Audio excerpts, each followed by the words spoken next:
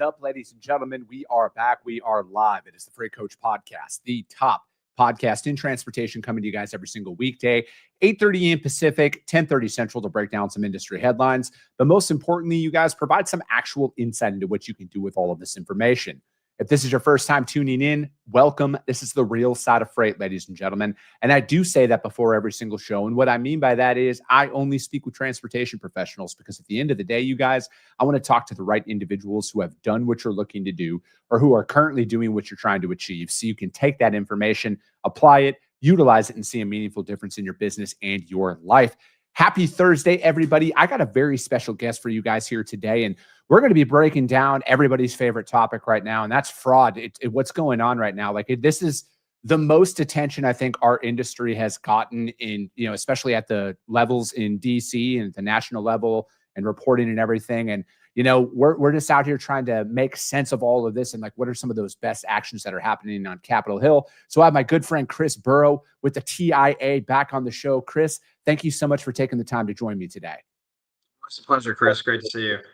No, man, it's been a little bit here since we saw each other last at Technovations, and we didn't really get a chance to. Now that you're out there, man, you're busy all the time at these shows now, man, and it's just one of those things where it's I just want to sit down and chat with you about all of this stuff, because I always appreciate your insight on the state of the industry and where things are going, and where things are and stuff like that. So, man, what's new with you guys out there at the TIA? You guys have been releasing some information here recently about some fraud hotlines and all that stuff. Yeah. So obviously, the topic of cargo theft and strategic fraud and theft has certainly been top of mind the last few years. I was looking recently, Chris. I pulled up some comments that we drafted to the FMCSA back in 2013. And just looking at these things, looking at these comments that we drafted them, it was patterns of safety violation. They were kind of looking for industry comments on things they should be focused on. Again, this is 2013. So I think I just started with TIA around this time. It was like 2012. Prevent churning of operating authorities by unscrupulous and fraudulent operators to ensure accurate database of active entities. Agency needs to work with state partners, industry stakeholders to further prevent the churning and confusion in the marketplace. We respectfully suggest the FMCSA prohibit the sale of authority numbers outside the sale of a company. So I'm not saying there's a lot of companies talking to the FMCSA back then, but this issue of fraud was certainly on the forefront even back then for us. I know one of the first pieces of legislation I worked on when I joined TI staff was a piece of legislation called the Fighting Fraud and Transportation Act. And it did a number of different things, but really was trying to get down to addressing the double brokers, the chameleon carriers out in the marketplace. So everything we've had a lot of great conversations over the years, Chris. Everything in DC moves at a snail's pace, a glacial pace, but it's good to see finally it's getting the attention that it deserves. So as part of that, as we continue to look for ways to address this problem, to provide value back to our members in the industry and working with other carrier organizations and shipper organizations, we recently made a trip up to Philadelphia to the FBI field office there and met with those folks. There's the division there dedicated just to dealing with cargo theft and strategic theft. And as part of that, in our discussions with them, we said, hey, we've got 2,000 member companies within TIA. We're hearing from these folks on a daily basis, weekly basis of issues of fraud. How can we be helpful to you? And of course, they're willing to hey, here's our cell phone number, here's our email addresses. So as we thought about it, we said, what if we put together kind of an internal fraud hotline for our folks to be able to reach out to a member of TI staff, kind of give their report, hit on some of the data points that the FBI would like to see. And then we could aggregate that data, act as an intermediary, if you will, to the FBI. So they're not getting completely inundated from 2,000 companies reaching out being like, hey, this is my fraudulent incident that happened. So that's what we announced yesterday, that we're going to be doing that. We're going to really we started kind of the infancy. We're going to really ramp it up. There's some other things that are in the works as well in terms of delivering back member value and dealing with this issue fraud. But we are certainly laser focused on it. It's not getting any better. You'd mentioned in the beginning kind of what's going on with DOT. We love what's coming out of DOT in terms of Secretary Duffy and this administration. They're making a really big push on addressing some of the fraud that's going out there, not only from kind of the strategic side, but also what you're seeing sort of some of the non-domicile, some of the CDL operators. We just want a safe environment for folks to be able to go out there and operate their business. No, I'm right there with you. I think that with where Secretary Duffy is taking this, and and I've said this on the show a lot, right? Like, obviously he in the current administration didn't create this problem, but like it's on them to fix it, right? Like at the end of the day, and they are seemingly taking the necessary steps to really get this in front of people and really change the way that things are. Because like with that first piece of legislation you said that you worked on back in 2013, and some of your guys' comments about transferring authorities and selling those companies and stuff like that. Do you think, have you guys kind of pinpointed, and maybe with your conversations with the FBI and everything about this, have they pinpointed any correlations between that and kind of like the rampant startup of where it is today from like a fraud and a strategic theft thing? Because back in the day, man, when I first started brokering, Chris, double brokering it was going on, but like they actually paid the carriers that were hauling the freight, right? Like it was illegal, yes, but like it wasn't to where it is today. So it's like, what were some of those early contributing factors, or is that something that they're like actively working on right now? Like, how did it actually get to the level that it is? You're exactly right. And back when I joined TA, when we were talking about, quote unquote fraud, it's the scenario you talked about. It was your traditional, what we don't like the term double brokering a whole lot, but that's kind of what double brokering was. Yeah. It wasn't for nefarious reasons. It may have been a carrier who just, took too many loads, or out of convenience wanted to, broker it to another trucking company. But you're right. There was, oftentimes they were paid. And it was, again, not for nefarious reasons, but just really more out of convenience. Obviously, we wanted a level playing field for all entities that were brokering freight to be licensed, which is what part of the Fighting Fraud and Transportation Act was. But as talking with the FBI and a lot of industry folks, there's a lot of great companies that are doing, combative efforts on this. It really, I think, is there's this very large criminal element. A lot of it's not based here. A lot of it is overseas. Yeah. Really saw a security gap, a gap in terms of maybe enforcement or authority. And FMCSA and DOT didn't. I don't think that they're they're certainly not complicit in this. I know a lot of those folks. They're great folks that they were always willing to have a conversation with us. And want to take the necessary right steps. So this is not a knock on them at all. But there's this criminal element that saw the security gap that existed out there in the marketplace, and started to exploit it, and obviously became a multi-billion-dollar industry for them.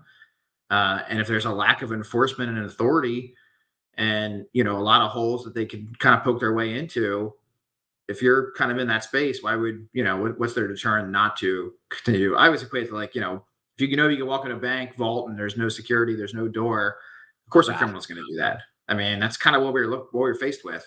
But it's good to see what FMCSA is doing. DOT, the FBI is getting involved, heavily involved with it. Industry's really stepped up because it involves everybody. Everybody's got a role in this. Yeah, I think that the web goes a lot deeper than most people can even really fully comprehend with a lot of this, Chris. Like I mean, I'm not saying that the Department of Transportation was watching this show back 4 months ago when I said you should probably be looking at the CDL schools and the ones who are issuing the CDLs. And then 4 months later, it may or may not have been crackdown on the CD. I'm not saying that they got it from me, but I'm not saying that they didn't get it from me on that idea on to go after the CDL schools, because to me, it's one of those things, man, where I think it goes a lot deeper because, again, like it's highly organized, right? Like you don't pull off what they've been able to pull off just like with just a bunch of random people trying to steal a couple of loads, right? Like this is organized crime in the digital age. And I think what they have been able to uncover is they're putting their own people through these CDL schools. I wouldn't be like, again, this is just pure speculation on my part, that they identified the CDL schools, the specific states out there that maybe have the most lax requirements to gain a CDL in some of those states, and then they just farm them through there, and then that's just their way to get in the door and have a driver go rogue. Or I think it's they're also overlooking the simplicity of what an envelope of cash would do at a loading dock, because everybody knows in any major city out there, Chris, which distribution centers are shipping out what product. I think people are also overlooking the fact of what an envelope of cash would do to somebody who's loading trucks for $20 an hour. And all they need is 2 trailer numbers. And then they can go in there and then, again, liquidate the entire shipment. But I think that it's a really good first couple of steps that they've taken to cut off the CDL schools. And then again, I think that it has to be a set federal standard. I'm the last guy that wants more government over, like, their eyes and stuff in our pockets. But I think it's gotten to that point now where they have to have a set standard. All 50 states must abide by it. And that's it. There can't be any gray area. They have to remove the loopholes, which, I mean, you've been in DC for a long time. That city's built on loopholes. And I think, like, when it comes to this stuff, they have to close this. They have to do something, because how many more videos do we need to see out there circulating on social media of another family or other people getting killed because there's somebody who's operating a semi that shouldn't be operating a semi? Yeah, absolutely. And that really speaks volumes to the leadership that's going on with this Department of Transportation. There's a lot of talk about, like, getting the right guy or woman during the right time for a position. And we've had numerous conversations and more, in the future with the FMCSA Administrator Derek Bars. And I truly believe he is the right guy at the right time to address this problem. Obviously, with his history in the law enforcement space, we had a long conversation with him when he was going through the nomination process about this topic of fraud and cargo theft. And he talked about, how he dealt with it back in Florida, even within kind of the St. Augustine area where he was living. He's like, you got to make it a priority. And he's like, if you don't make it a priority at your local county, then the state's not going to make it a priority, and the FBI is not going to make it a priority. So we got to stop talking about it and do something, and actually take action and do something to address it. It speaks volumes to what they're doing at FMCSA and with this administration. Do you think that they're treating this as more of a matter of national security, that it's kind of elevated to that point? Because again, it's very much proven that it is foreign countries that are running these crime rings that are going on out there. And again, I don't want to say I'm a history buff, but I love history and I've read a lot of things. And that's like the first thing that they do when they want to attack somebody from within, right? So, like, why not take over somebody's supply chain? Because I look at it is where it's at now from the cyber perspective, because again, it's not like it's boots on the ground. I'm a big Fast and the Furious guy. It's not like the Dom Toretto shakedown of the semi trucks going on anymore. Like, it's like it's a faceless crime that's happening out there. And then again, so do you think that this has kind of reached the point where, it is a matter of national security, and that's why it's getting the level of attention that it is? Absolutely. No, I truly believe that. Yeah. And we've heard as much from the White House as well. I mean, this is, yeah. I think it's, because it is. It's where, again, it's where we're at today. I'm not going to sit here and hash out the past on how it led to this point. But again, I just like to see that there's an administration that's actually taking action about it as well. And it's great first steps. And that's what we need, right? Because, like, I've talked about numerous times, like, when it comes down to a lot of the stuff out there, I know, like, the visas get a lot of attention right now. And my thing is I feel like like, when it comes down to ELP and visas and everything else, I think that's two separate arguments at the end of the day. Because I don't know if work visas are ever going to go away at all. And I feel like from my seat, I'm like, as long as everybody's operating at the same level that I have to operate as a business owner, it is what it is, right? Like, I don't know if that's affecting the market at the levels that a lot of people want to point and blame. I think, like, again, it's that criminal element that's going on out there that isn't actually following the rules. I think, like, if you have the fear in people that there will be actual repercussions if you break the law, I think that will deter at least some people from having it happen at the level that it is. And you close those loopholes that are in place right now that make it easy to transfer a business or an operating authority. I mean, dude, all you got to do is go on Facebook. People are selling their authorities for $10,000, $15,000 on any Facebook group out there. And then they'll even pay more if you give them your bank account information and everything. So then it looks like they're able to operate as a legitimate business at that time. Yeah, they're buying everything. They're buying all the credentials. They're buying their FMCSA login. They're buying their load board credentials, everything.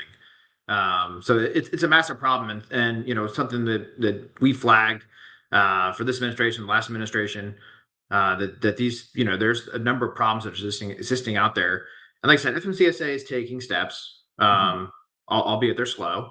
We had our fly-in back in September. We had 100 more folks of members of TA coming to Washington, D.C. And Jesse Ellison was kind enough to come, address the group and talk about a few things. And our chairman had mentioned, he's like, it's harder for me to get in my Netflix account than it is to get into the FMCSA. Yeah. And it's like, where's dual factor authentication? You don't get any sort of notification if something goes in and changes something within your system. It's like, come on, guys, we got to get this up to modern times in terms of a technology product. And there's a lot of great companies out there that could certainly help the federal government do this. No, I get it. I think that it's one of those things. And do you think that there's going to be any like actual laws put into place here? Are you guys going to be advocating on Capitol Hill with Congress to put something in place to kind of change the current framework of a lot of this? Yeah, absolutely. Sorry, my dog's barking in the background. So apparently he doesn't like fraud either. Yeah. Hopefully he stops in there in a second. But yeah, absolutely. So we've been working on a piece of legislation called the Household Goods Protection Act for a number of years. There's CORCA, which is the Combating Organized Retail Crime Act, which really creates further collaboration, puts a coordination center together. We want all these federal agencies working together to combat this problem. Our legislation really kind of puts the FMCSA's feet to the fire a little bit on the enforcement side of things. I mentioned that Fighting Fraud and Transportation Act back in 2012. Part of that was establishing civil penalties, enforcement penalties for folks that were double brokering or doing fraudulent activity. There's been, there was no sort of penalties or civil penalties, administered before 2019. Then there was an administrative law judge ruling that said they couldn't do this for civil violations, not safety violations, but civil penalty commercial violations. But again, there was nothing before that as well. There's some legislation. We expect there's the big service transportation reauthorization that's coming out next year that needs to get reauthorized. We're pushing for language to be included in that, which include those pieces of legislation. We're hopeful it gets in. What more should the broker community do out there to support these efforts, right? Is that a call to action of call your local congressman out here, get in front of them to vote to push this stuff through? What can the ground level do? Because I feel like, and I know we've talked about this in the past, Chris, I think like a lot of individuals in this country are like, yeah, everything that happens in DC, like I'm in rural Kansas, what can I do to actually push this narrative through? Is this, a thing where we got to get in front of our local officials about this stuff? Because again, I truly feel that there's a lot of issues that go on in this country at any given moment. But like, if you want to see a change about it, you got to use your voice in any way you possibly can. No, absolutely. I mean, then that's, you nailed it on the head. You got to get involved. You got to get activated. Obviously, if you're a member of TIA, even if you're not a member of TIA, call your local member of Congress. Have that conversation. Talk about the impact of this issue is having on your business, your bottom line. These are jobs. This is revenue. This is money within their district or state.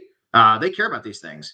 And we, from that fly-in, we've got a lot of great support from members of Congress. Started talking about this issue. We're working with, Senator Ted Cruz, who's the chairman of the Senate Commerce Committee. We have a lot of members based in Texas. We had a dinner with him when we were in Washington, D.C. He cares about this issue now. And I'm not saying he didn't care before, but when he sits down and talks with, 10 to 12 different business owners from the state of Texas, it certainly resonates. So bottom line, get involved, get activated, call your member of Congress, have those conversations. Yeah, I look at it that a lot of it from my seat is like with fraud and theft, excuse me, I think it's like $1 billion was one of those recent numbers that I had saw out there. And again, like that could depending on what business gets hit, when they're fraud, like that could be their death blow to their business, right? Like I think that a lot of people overlook how many small to mid-sized businesses are like 30 to 60 days away from going out of business every single month. And the revenue generated from one truckload, you never know, that could be their entire month's P&L at the end of the day. And I think like it has to be, you have to take this approach. Like you have to get active. And again, like go and call these guys. And I mean, just do what you got to do. If they can only, get an email, do what you can to put those tendencies that you see out there, because I think like for me, from my perspective as a broker, I can tell within a couple of seconds, essentially on the phone with some of these guys, if they're full of shit or not, Chris,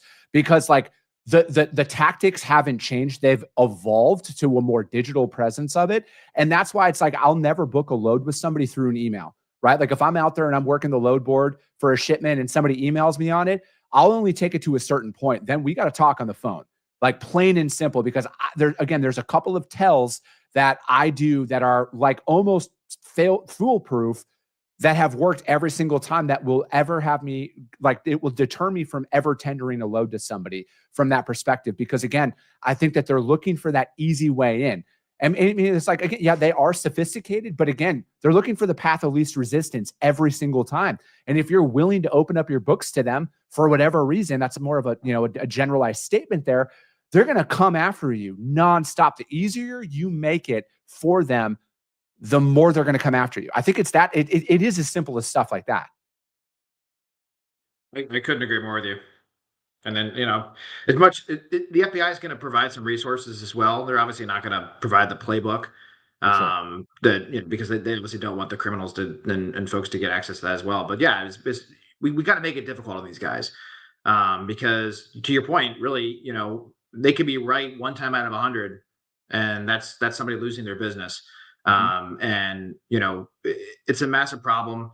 We're working in conjunction with some of the shipper organizations, obviously the carrier organizations, to provide resources where we can.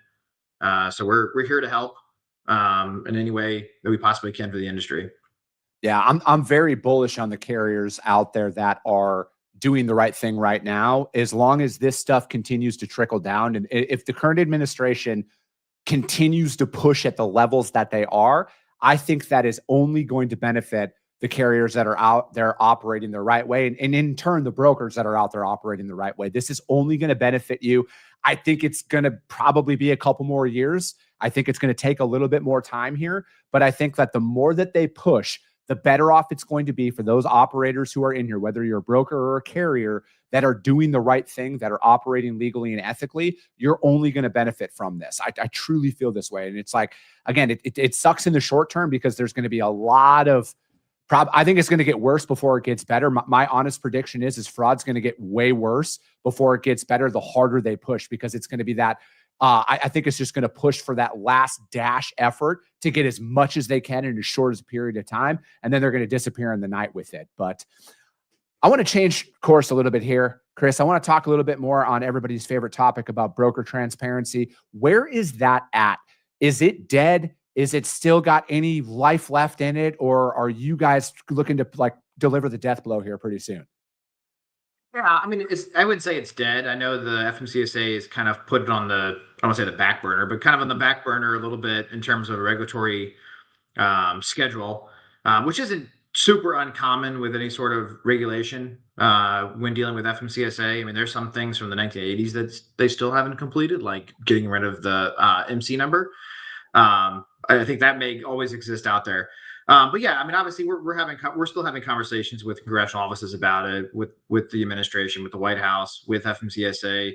It is in rulemaking, so it's more of a listen only for those guys. But I would say it's certainly dead. And earlier this year, we I flew out to Kansas City with some of my with our chairman and our vice chairman, and we met with OIDA. Was obviously one of the main proponents of pushing forward with this transparency regulation, or an enhancement of the 1980s rule. Um, and I think there potentially could be some common ground.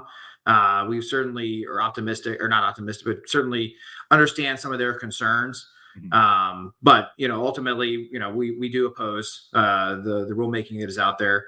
I think we can work together better to address problems that kind of may kind of piss both sides of the equation off a little bit. And I have a great relationship with Louis Pugh, who's our executive vice president. I think the world of him.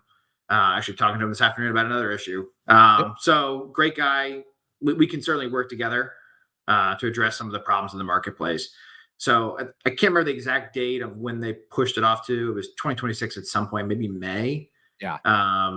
But we're having conversations about it still.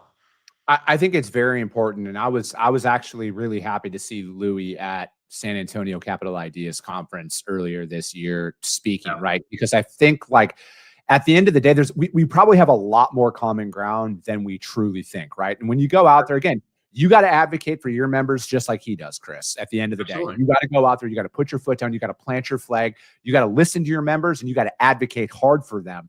And again, like anything, like I don't know if it's just because I'm older now. Like I understand people's stances a little bit more about where they're coming from because nothing of what OIDA has ever done, in my opinion, was ever malicious towards the brokerage community. It's been more of, hey, we don't feel like we're getting a fair shake. We want our voices heard. And again, respect that's what you should be doing out there. But I think it's one of those things that, from my standpoint, there's a lot of the data that's out there. It's public information on what brokers are actually making. And I think it's, at times it's more of a rallying cry than anything. But again, I understand why, because when your members are saying, hey, we're bleeding, like if I called you up, Chris, and said, hey, man, my business is about to go under unless this changes, and then you hear it from 25, 30 other members, you're going to start looking into that a little bit more like, hey, what's going on here that we're not seeing?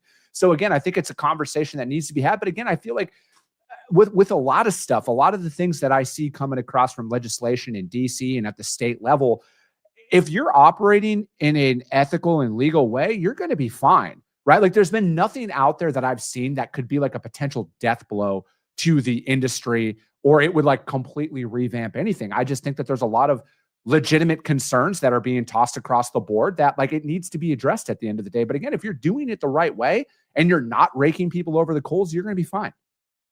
Absolutely, and we obviously want our carrier partners to succeed. I mean Yeah. that is, as a broker, that's not something that anyone would want, is their carriers to fail or to screw them over. They shouldn't. So no, I appreciate our relationship with OIDA. We expect Louis back at the conference in April next year, and there is a lot of common ground. Kind of full circle, going back to that Fighting Fraud and Transportation Act. That's something we worked on with OIDA and ATA. And as folks probably remember, part of that was increasing the broker bond from 10 to what became $75,000. And as you can imagine, we TIA caught a lot of flack from that from our membership and some folks in the industry, as this was going to be the death sentence to the brokerage industry. How could you support this?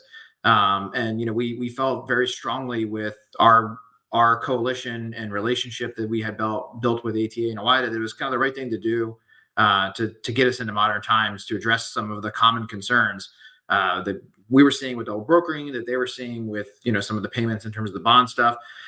And starting in January of next year, the FMCSA is going to roll out some further provisions which were part of MAP 21. So talk about glacial speed. Law was signed in 2012. They're just implementing some of the bond and trust provisions next year. But really to crack down on some of the fraudulent activity that's going on there, making sure that if a carrier makes a claim, they're going to get paid. It's going to go through the right appropriate process, that there's going to be assets readily available to pay claims to carriers. And again, that's something we fully support. We pushed for in that legislative language, as did OIDA, as did ATA. So there is a lot of common ground, just to wrap it up. And we will certainly continue to work with them to find that ground.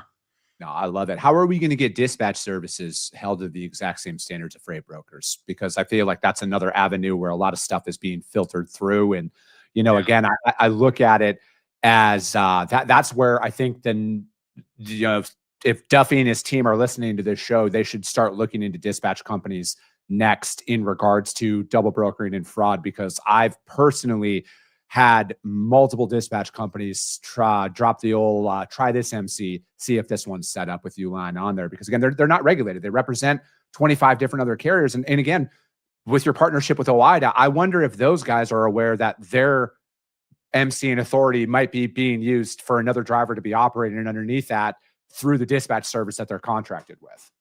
We've had conversations with OIDA about dispatch services as well. For one of, we had some language included in the national defense reauthorization talking about national security concern a couple of years ago. The report has not been done yet, which is problematic. But as we were talking in the congressional offices, we had one member out of Maryland who was moving parts for Air Force One. like, do you want a foreign dispatch service, or we're not quite sure who this entity is, moving parts, for Air Force One? Yeah. And they're like, no. And it's like, do you want them moving fertilizer or some sort of other agent that could be used as a huge bomb in front of a building? We've all seen this story over the years. The answer was obviously no. So they put some language in that required the Surface Distribution Deployment Command to come back and talk about what the impact of this would have been, how many of these dispatch services were operating in terms of DoD freight. Like I said, the report hasn't been done. We're working with our congressional leaders to kind of push the needle on that a little bit. But yeah, absolutely. I mean, we've got to crack down on these dispatch services, foreign and domestic, and get them on the same level playing field. I love it. Chris, thank you so much for your time. Sorry we went a minute over there. I had to get that last question in, but hey man, thank you so much for your time. How does anybody reach out to you guys to find out more about what you got going on at the TIA? Just visit our website, tinet.org. So Perfect. Appreciate it. No, that works, Chris. Hey, I appreciate your time, Chris. If you guys can't find TIA at all for whatever reason, hit me up. I will gladly put you guys in contact with them. But that's going to be it for today, ladies and gentlemen.